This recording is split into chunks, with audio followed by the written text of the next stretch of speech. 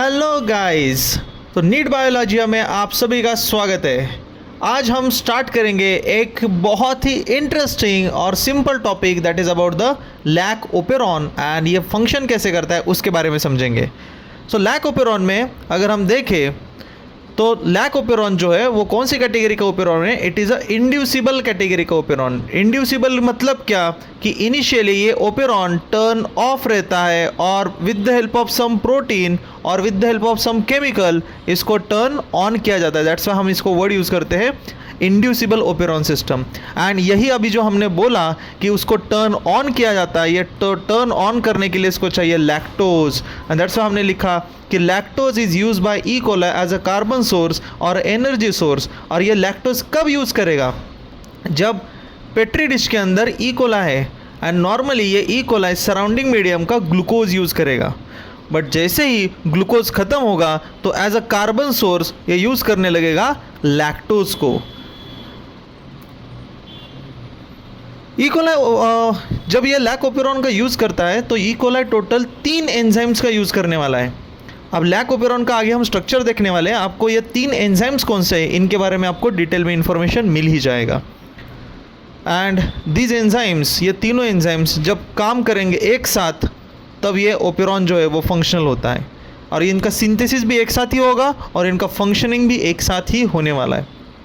सो बच्चों, ये बेसिकली आप स्ट्रक्चर देख रहे हो लैक ओपेरॉन का, जिसमें P फॉर प्रमोटर, I नाम का जो जीन है, okay, it is called as regulator gene. इससे बनेगा एक प्रोटीन और उस प्रोटीन को हम बोलते हैं रेगुलेटरी प्रोटीन। ये प्रोटीन क्या करेगा आगे हम इसका फंक्शन देखने वाले।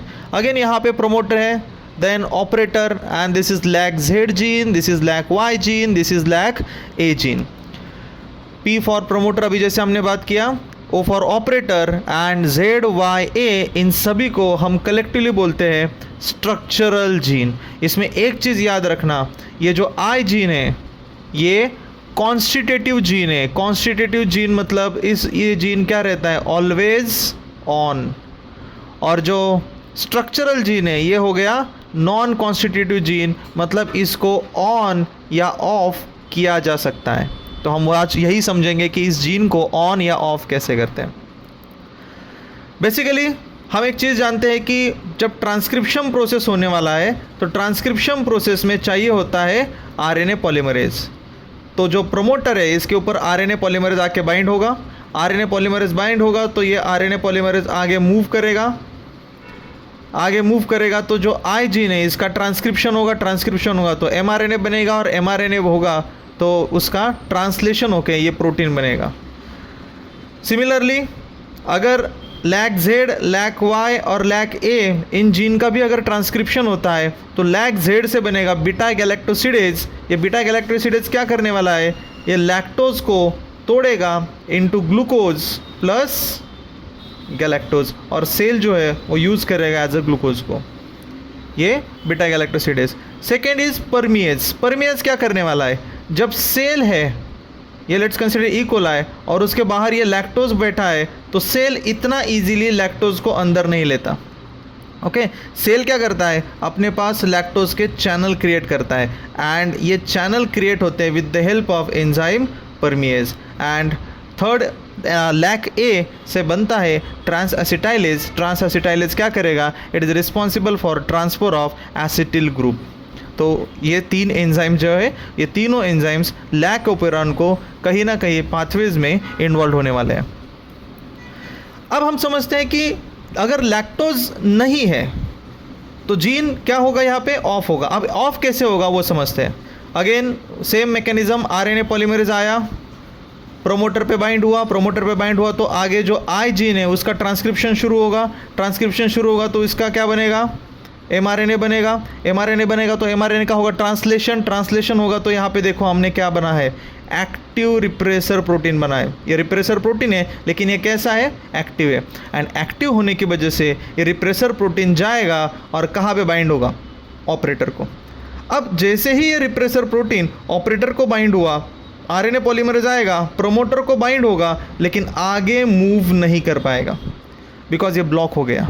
And hence RNA polymerase cannot bind or cannot transcribe the further genes and that's why no transcription. और ट्रांसक्रिप्शन नहीं तो बेटा क्या, ट्रांसलेशन भी यहाँ पे नहीं होगा.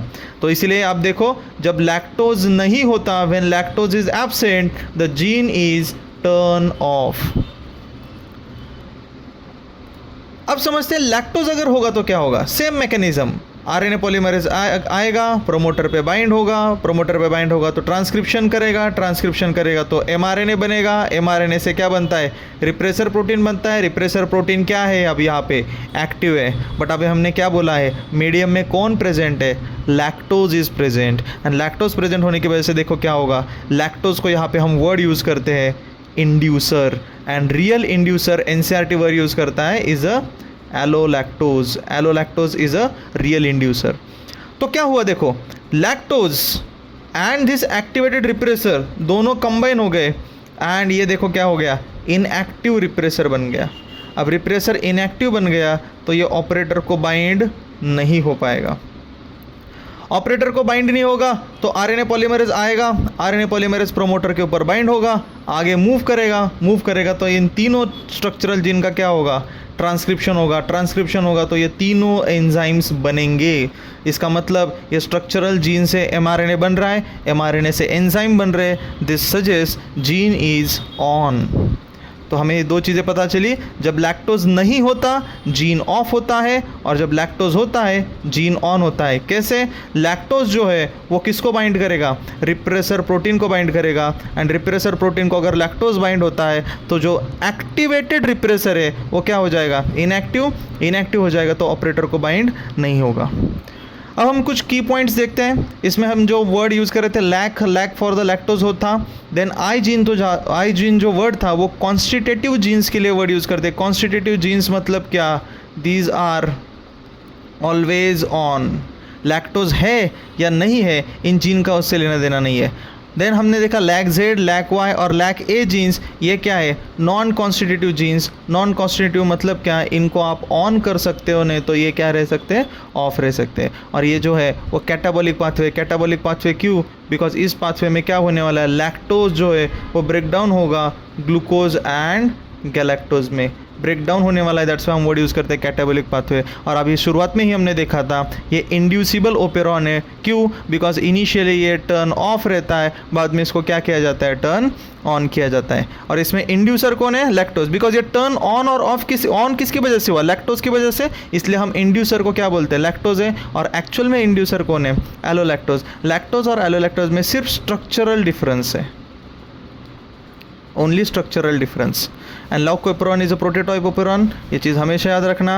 And one more important thing, मुझे बताओ अगर ये ये ई कोलाई है, बाहर की तरफ लैक्टोज है और बाहर की तरफ ग्लूकोज भी है, और सडनली ये सारे ग्लूकोज ख़त्म हो गए, ये ग्लूकोज जो है वो ख़त्म हो गया, अब सेल लैक्टोज कैसे लाएगा अंदर, बिकॉज लैक्टोज अगर अंदर लाना है तो चाहिए परमिएज,